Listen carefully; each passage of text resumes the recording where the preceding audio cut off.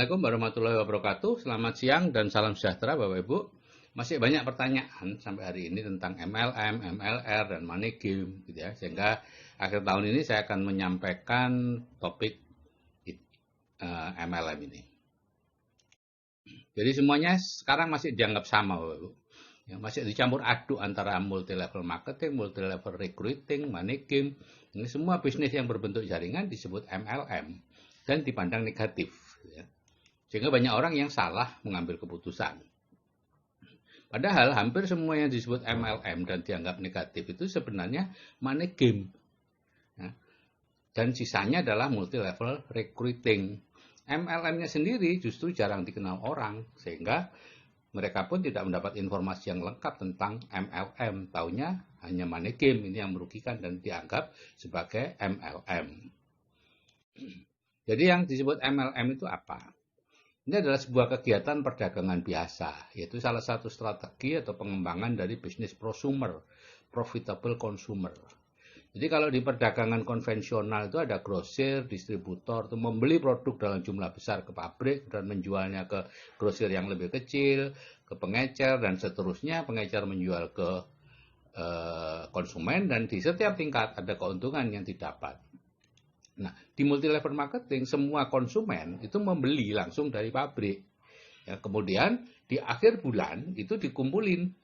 Ya, mereka membangun grup kan, baru membeli ke pabrik. Di akhir bulan perusahaan menghitung pembelian di setiap grup itu dari setiap levelnya. Ya.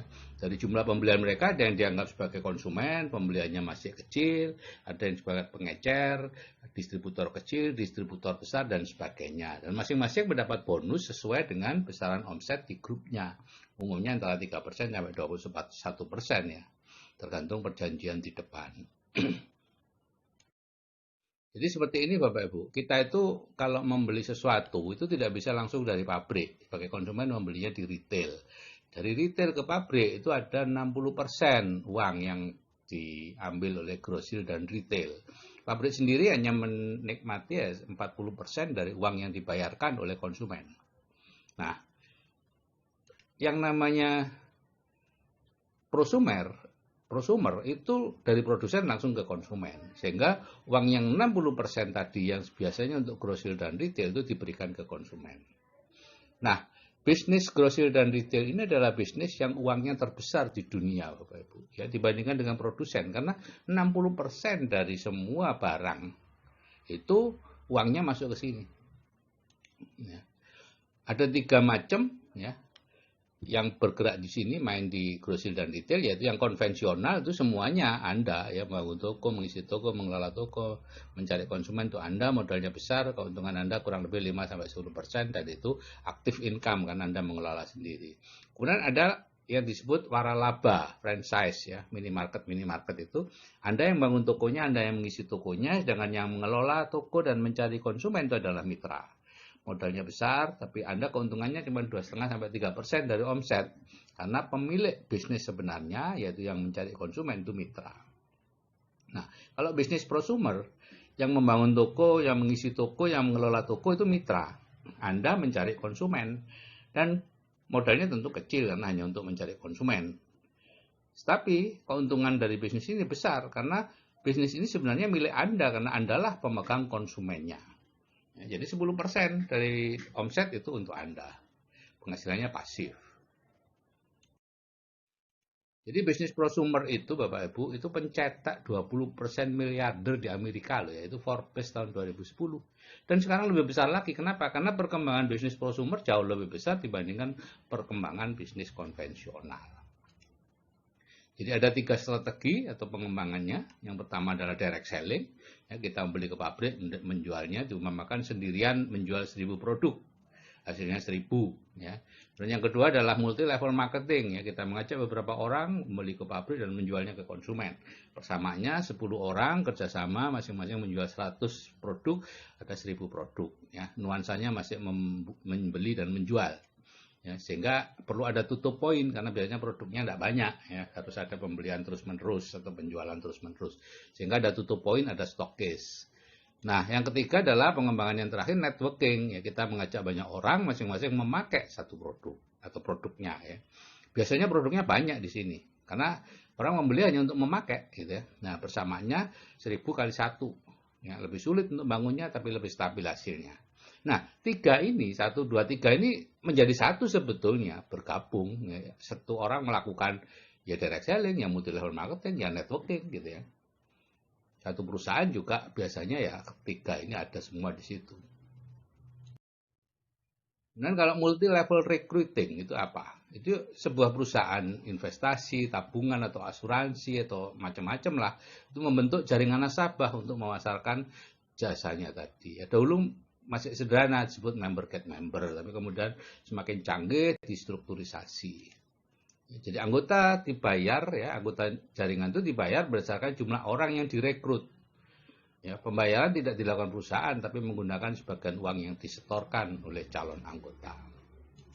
Jadi uang dari calon anggota tadi dibagi ke atas, ya, sesuai dengan posisi mereka di grup. Kalau money game apa? Money game bisa berbentuk jaringan, bisa juga sistem agen. Ya, kita menyerahkan sejumlah uang dan dijanjikan mendapatkan uang atau barang atau jasa yang jumlahnya jauh lebih besar dibanding yang disetorkan. Ya, bungkusnya macam-macam, bisa investasi, umroh, hadiah mobil, kendaraan, dan lain-lain. Jadi sebenarnya uang atau barang atau jasa yang kita terima itu berasal dari orang yang mendaftar setelah kita. Ya, di sini tidak ada investasi, tidak ada jual beli sesuatu, ya, semata-mata uang diputar-putar. Jadi posisi peserta itu dalam kondisi tertipu atau dalam kondisi menipu. Ya, tertipu pada saat dia sedang menyetorkan uang dan menipu ketika dia sudah menerima uang, meskipun dia tidak menyadari. Karena apa? Skema asli ini dibuat oleh Charles Ponzi. Ya. Karena itu disebut skema atau segitiga Ponzi. Gitu ya. Ini penipu tahun 1920-an. Jadi memang skema ini memang dibuat untuk menipu. Contohnya ya surat berhantai itu ya. Sampai sekarang masih ada itu. Kemudian investasi seperti Pomas, Pandawa. Investasi agrobisnis seperti Kisar. Ada IT. Sekarang banyak kayu gitu ya. Itu meniru Kisar sebetulnya. Kalau Kisar itu bergerak di bidang sayur, kita berinvestasi sayur, nanti sayurnya akan dibeli lebih mahal dari umum. Kalau sekarang banyak kayu, kita investasi kayu, nanti perusahaan membeli kayu lebih mahal. Berkali-kali lipat dari harga pasaran. Orang tidak memikir kalau ada perusahaan berani membeli kayu dengan harga berlipat ganda, kenapa dia beli ke kita? Kenapa dia tidak beli ke penjual kayu atau petani kayu? Dan umrah murah, ya, umrah murah, First Travel, Abu Tur, dan masih banyak yang masih aktif di luar. Skema piramida, gitu ya. Nah, ini money gamer terbesar di dunia ini Bernard Madoff, ya, di Amerika tentunya ya. Lahir tahun 39, meninggal tahun 2017. Ya, ini menjalankan skema Ponzi mulai tahun 60 sampai terbongkar baru tahun 2008. Dia hanya memiliki 4.500 nasabah, yaitu orang-orang kaya, yayasan-yayasan sosial, badan amal, ya, seperti Steven Spielberg itu masuk nasabahnya. Dia menjanjikan imbal hasil atau nisbah yang besar. Ya, sebetulnya tidak ada kegiatan investasi apapun. Imbal hasil itu diambilkan dari uang nasabah sendiri dan nasabah setelahnya. Jadi dia terus-menerus mencari investor. Nah, uang dari investor itu digunakan untuk membayari investor yang sebelumnya. Ya. Dan merugikan nasabah setelah terbongkar 65 miliar US dollar atau 940-an triliun. Banyak Bapak Ibu. Ini laporan anaknya sendiri, ya, karena pada tahun 2008 itu anaknya baru diberitahu kalau ayahnya itu melakukan skema Ponzi. Nah, karena ayahnya sudah umur 70-an, anaknya kan tidak mau menerima warisan itu, dia lapor. Tahun 2009 dia dihukum 150 tahun, meninggal di penjara tahun 2017, dan anaknya yang melaporkan depresi tahun 2010 bunuh diri. Jadi inilah nasibnya. Umroh money game sekarang masih banyak Bapak Ibu. Cirinya itu sebetulnya sederhana Bapak Ibu. Ya, harga di bawah biaya umroh. Sekarang biaya umroh yang ditentukan oleh Departemen Agama itu 22 juta kalau tidak salah ya. Terkadang diberi label sedekah. Saya pernah ditawari sedekah 1 juta, kemudian bisa umroh. Biasanya setelah kita daftar itu tidak langsung berangkat. Gitu ya. Masih ada waktu antri sekian bulan. Padahal di umroh tidak ada daftar antrian Bapak Ibu. Kita antri, karena apa? Karena uang yang kita masukkan itu digunakan untuk membiayai jamaah sebelumnya, sedangkan kita menunggu jamaah setelahnya. Contohnya first travel nih. Orang membayar 14,5 juta, tapi dapat fasilitas umroh senilai 25 sampai 30 juta, cukup mewah. Saat ditutup itu ada 13.000 jemaah yang sudah diberangkatkan, tapi ada 52.000 jemaah yang belum diberangkatkan. Jadi sebetulnya, dan uangnya tidak ada sudah. Ya, jadi satu jemaah yang berangkat dibiayai 4 jemaah yang lain.